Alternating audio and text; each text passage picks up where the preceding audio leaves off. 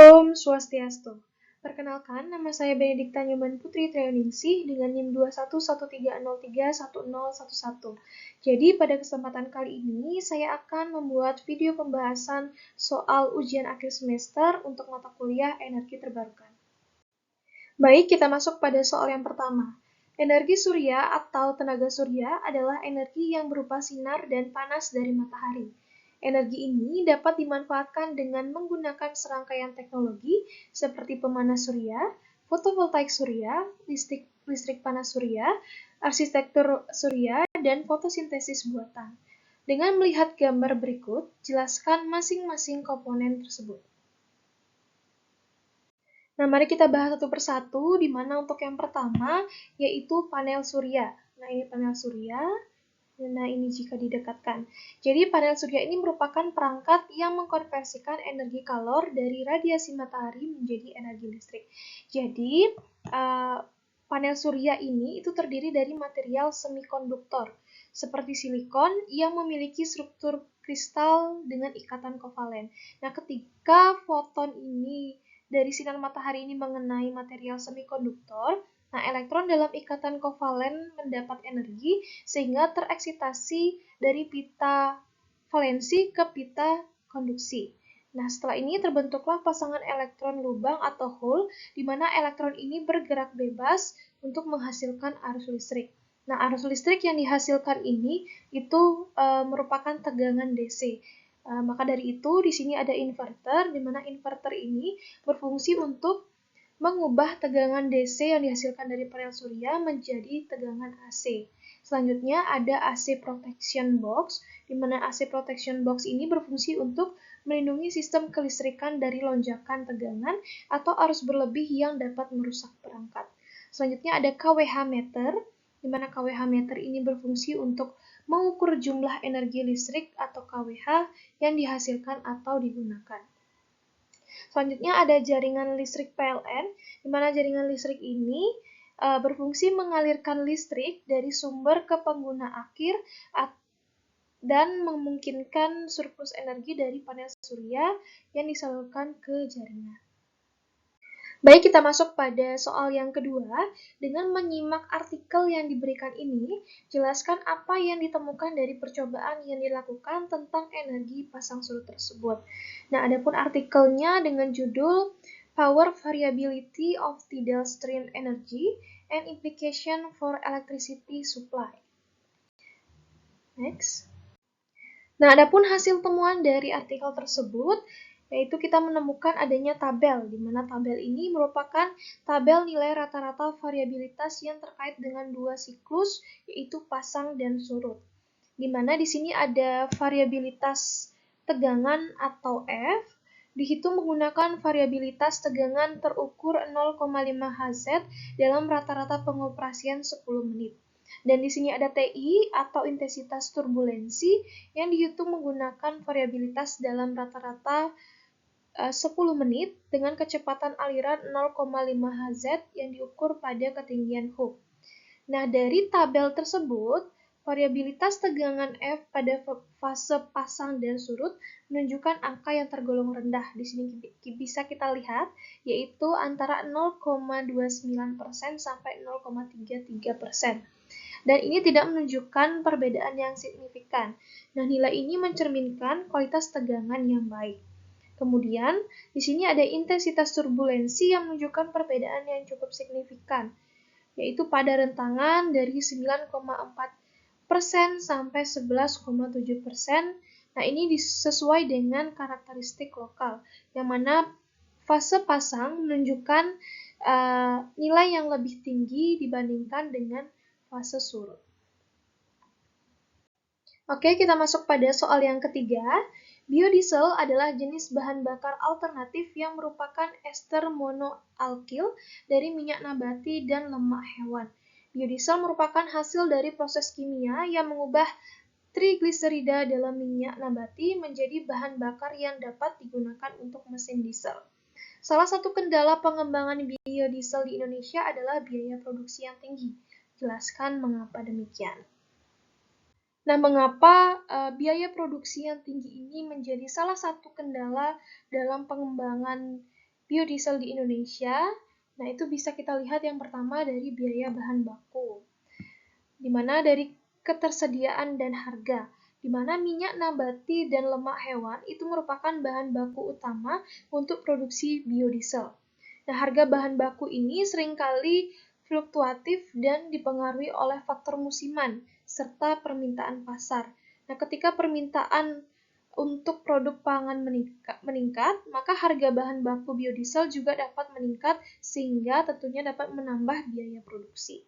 Selanjutnya yaitu kompetisi dengan sektor pangan, di mana bahan baku biodiesel sering bersaing dengan sektor pangan seperti minyak goreng. Nah, ketika harga pangan meningkat, produsen cenderung lebih memilih untuk menjual bahan baku ke sektor pangan yang dapat mengurangi pasokan untuk biodiesel dan meningkatkan biaya. Selanjutnya yaitu dari proses produksinya, dari teknologi dan peralatan, di mana proses untuk membuat biodiesel ini tentunya melewati proses transesterifikasi yang digunakan untuk mengubah trigliserida menjadi biodiesel, memerlukan teknologi dan peralatan yang canggih. Nah, investasi awal untuk teknologi ini dapat sangat tinggi yang berkontribusi pada biaya produksi. Selanjutnya, energi dan sumber daya, di mana proses produksi biodiesel ini memerlukan energi yang cukup besar, baik untuk pemanasan maupun proses pemisahan. Nah, kenaikan harga energi ini dapat langsung berdampak pada biaya produksi biodiesel. Nah, selanjutnya dilihat dari segi regulasi dan kebijakan, di mana yang pertama yaitu dukungan pemerintah. Nah, kebijakan pemerintah yang tidak konsisten atau kurang mendukung pengembangan biodiesel itu juga dapat menghambat investasi. Tanpa adanya dukungan yang kuat, maka produsen biodiesel mungkin kesulitan untuk bersaing dengan bahan bakar fosil yang lebih murah. Selanjutnya yaitu standar kualitas. Nah, tentunya produksi biodiesel ini harus memenuhi standar kualitas yang ditetapkan. Tentunya ini memerlukan biaya tambahan yang tinggi dalam proses produksi dan pengujian. Nah, hal ini dapat menjadi beban tambahan bagi produsen yang ingin memastikan produk mereka memenuhi regulasi. Selanjutnya, dari segi infrastruktur, di mana transportasi dan distribusi ini yang kurang memadai untuk transportasi dan distribusi biodiesel dapat menambah biaya. Di daerah terpencil misalnya, biaya transportasi ini dapat menjadi sangat tinggi yang berdampak pada harga akhir biodiesel. Selanjutnya, fasilitas penyimpanan, di mana keterbatasan fasilitas penyimpanan yang sesuai untuk biodiesel juga dapat meningkatkan biaya. Penyimpanan yang tidak memadai dapat menyebabkan kerugian yang cukup besar dan meningkatkan risiko kerusakan produk. Baik, kita masuk pada soal nomor 4. Energi angin dapat menggerakkan kincir angin sebagai pembangkit listrik. Dengan menggunakan energi ini, kita dapat mengurangi pencemaran dan polusi udara, serta menjaga kebutuhan cadangan bahan bakar. Nah, dari pernyataan ini, jelaskan prinsip kerja energi angin dapat digunakan sebagai sumber energi listrik. Yang B, lalu apakah energi angin yang dikeluarkan dari kipas angin dapat digunakan sebagai energi listrik? Yang C, apa kendala yang dihadapi Indonesia sehingga energi angin belum banyak dimanfaatkan sebagai sumber energi listrik? Yang terakhir, jelaskan pendapat Anda, dampak lingkungan dan ekosistem bagi penggunaan pembangkit listrik tenaga angin. Baik, di sini saya akan membahas prinsip kerja dari energi angin. Jadi adapun komponen-komponennya di sini itu ada kincir angin, kemudian ada turbin, selanjutnya ada generator, dan juga ada baterai. Nah, untuk yang pertama, yaitu ketika angin kencang itu datang, ia akan menggerakkan turbin dan dihasilkan energi kinetik. Nah, energi kinetik ini kemudian akan menggerakkan rotor yang ada pada generator. Nah, ketika rotor berputar, ia akan menggerakkan generator yang mengubah energi mekanik menjadi energi listrik. Nah, energi listrik ini kemudian disimpan dalam baterai lithium ion, di mana listrik ini tidak dapat digunakan secara langsung karena merupakan tegangan arus DC. Sehingga adapun di sini komponennya yaitu inverter, di mana dia akan mengubah energi listrik dengan arus DC menjadi arus AC. Dan yang bisa kita lihat yaitu transformer, jadi diubah dari DC menjadi AC. Selanjutnya ada distribusi, jadi energi listrik dengan tegangan arus AC atau bolak-balik ini kemudian dapat didistribusikan secara langsung oleh masyarakat. Oke, untuk pertanyaan yang kedua, apakah energi angin yang dikeluarkan dari kipas angin dapat digunakan sebagai energi listrik?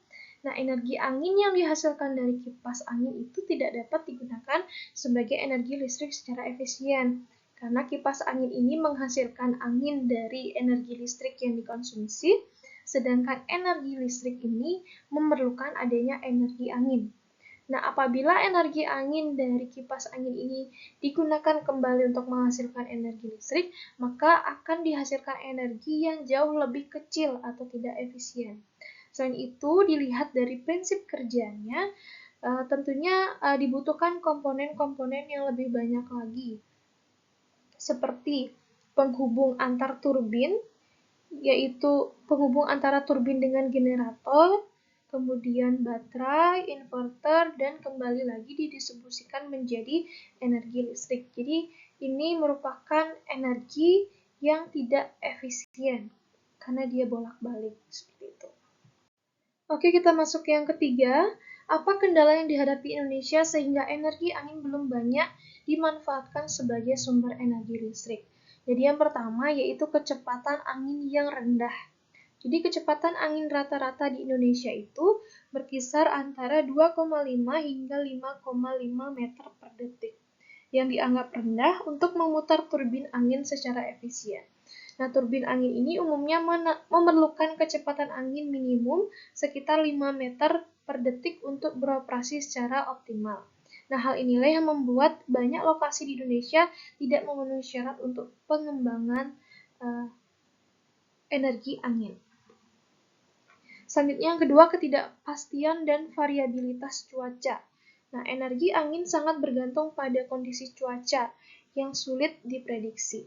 Ketidakpastian ini menyebabkan fluktuasi dalam produksi listrik, sehingga menyulitkan integrasi energi angin ke dalam jaringan listrik yang stabil.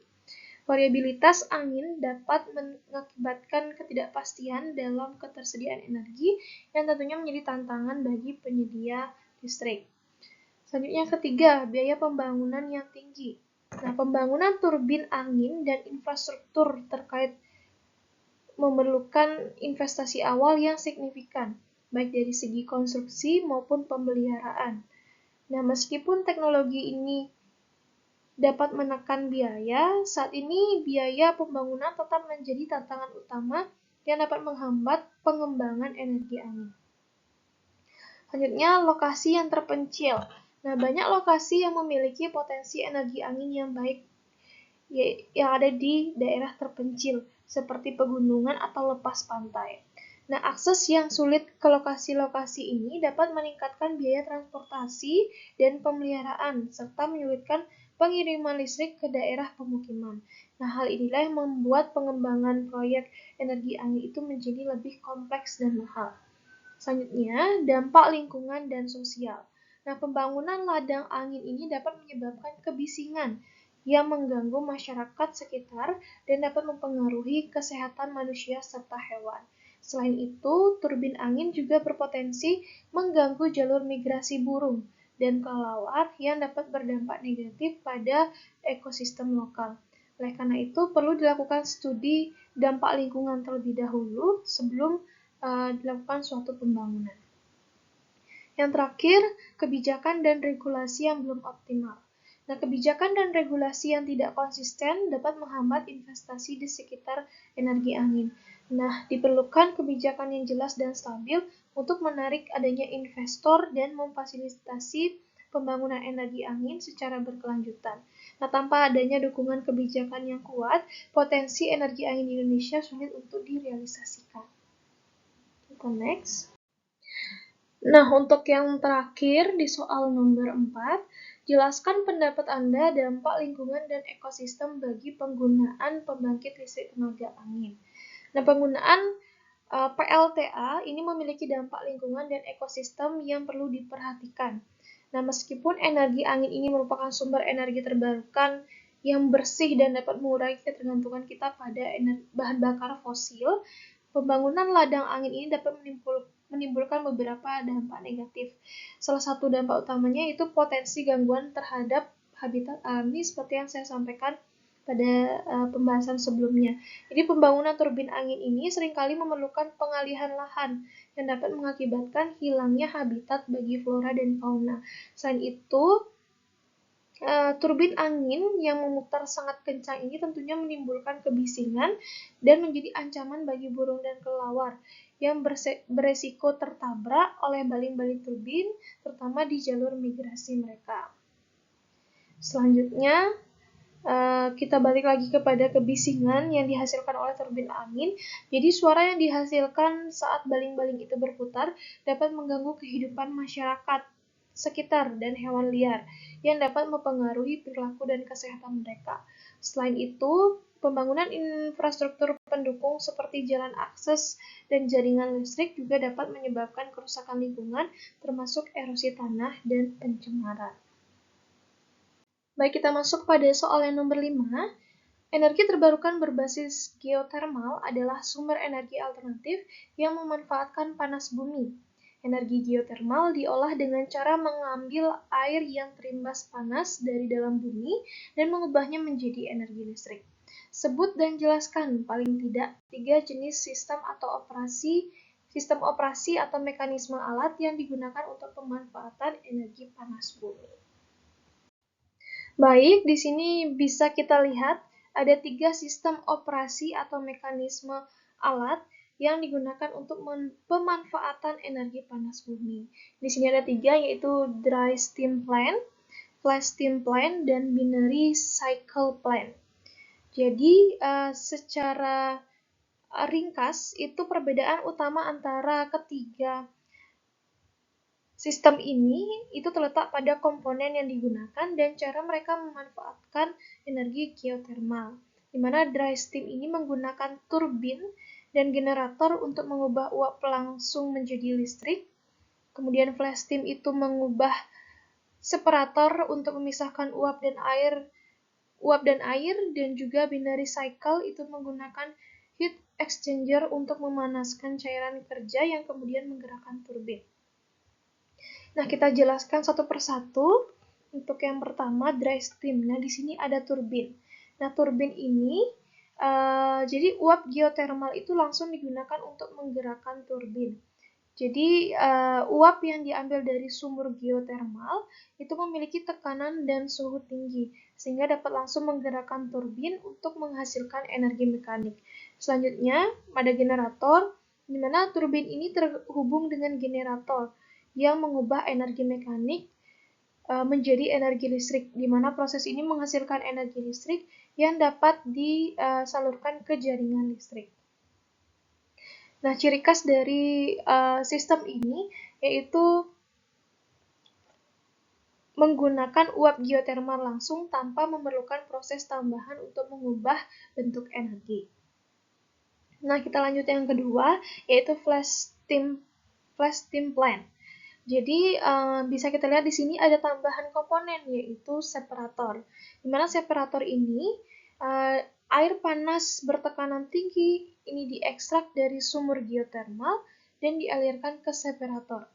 Nah, di sini tekanan itu diturunkan secara tiba-tiba dan menyebabkan sebagian air itu menjadi uap. Separator ini gunanya untuk memisahkan uap dari air yang tersisa.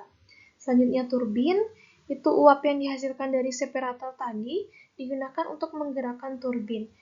Nah, seperti pada sistem dry steam, turbin ini mengubah energi kinetik menjadi energi listrik. Selanjutnya generator sama, dia mengubah dari energi mekanik menjadi kinetik menjadi energi listrik. Nah, ciri khasnya yaitu lebih kompleks dibandingkan dengan dry steam tadi karena melibatkan proses pemisahan uap dari air yang memungkinkan pemanfaatan air panas bertekanan tinggi. Yang terakhir yaitu binary cycle plant, di mana di sini tambahannya bisa kita lihat yaitu heat exchanger, di mana untuk yang pertama yaitu turbin.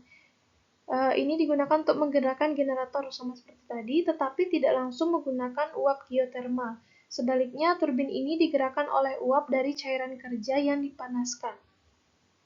Selanjutnya, generator ini sama mengubah energi kinetik menjadi energi listrik. Selanjutnya, heat exchanger ini adalah komponen kunci dari sistem binary cycle plant, di mana air panas dari sumber geotermal ini mengalir melalui heat exchanger, di mana ia akan memanaskan cairan kerja. Ini biasanya cairan dengan titik didih yang rendah yang berada dalam sirkuit tertutup. Nah, cairan kerja ini kemudian berubah menjadi uap dan digunakan untuk menggerakkan turbin. Nah, ciri khas dari binary cycle plant ini yaitu memungkinkan pemanfaatan sumber panas dengan suhu yang lebih rendah dibandingkan dengan kedua sistem tadi. Karena menggunakan cairan kerja dengan titik yang didih yang rendah, di mana ini membuat menjadi fleksibel dan dapat digunakan di lokasi dengan suhu geotermal yang lebih rendah. Nah, baik, kita masuk pada soal yang terakhir.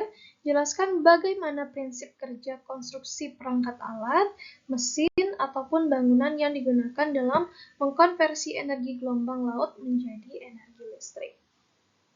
Nah, di sini ada salah satu contoh teknologi yaitu oscillating water column, di mana oscillating water column atau OWC ini adalah teknologi yang digunakan untuk menghasilkan energi listrik dari gelombang laut. Nah, prinsip kerja dari OWC ini melibatkan perubahan tekanan udara yang dihasilkan dari pergerakan air akibat gelombang.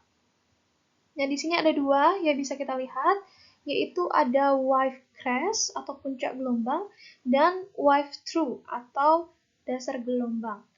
Di mana kita jelaskan satu persatu. Di sini ada rising water column, di mana ketika gelombang mencapai puncaknya, permukaan air di dalam kolom air OWC ini naik. Nah, ini menyebabkan kolom air di dalam perangkat juga naik dan dapat meningkatkan tekanan di dalam kolom. Selanjutnya pada turbin ini, nah, dengan meningkatnya tekanan, udara di dalam kolom ini terdorong keluar melalui turbin, di mana turbin ini dirancang untuk berputar ketika udara mengalir melaluinya, di mana mengubah energi kinetik udara menjadi energi mekanik. Selanjutnya, air out, di mana udara yang tertekan keluar dari kolom melalui turbin tadi, itu menghasilkan aliran udara yang menggerakkan turbin dan menghasilkan listrik. Baik, untuk selanjutnya yaitu wave through atau dasar gelombang, di mana bisa kita lihat yaitu falling water column. Jadi ketika gelombang itu turun ke dasar, permukaan air di dalam kolom air ini juga turun. Nah, ini menyebabkan tekanan di dalam kolom menurun, di mana ada generator di sini. Dengan turunnya permukaan air, maka udara dari luar itu masuk ke dalam kolom untuk mengisi ruang yang kosong. Nah, proses ini mengalirkan udara ke dalam turbin untuk yang terhubung dengan generator.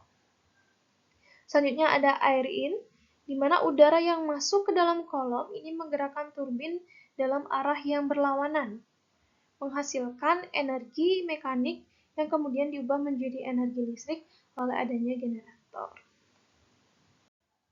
Baik, sekian pembahasan soal UAS mata kuliah energi terbarukan. Semoga pembahasan ini dapat bermanfaat bagi kita semua, dan mohon maaf apabila ada kesalahan dalam pembahasan dan kurangnya pembahasan. Tentu saya ucapkan terima kasih, mohon maaf apabila ada kesalahan, dan saya tutup dengan Paramasanti. Om Santi Santi Santi Om.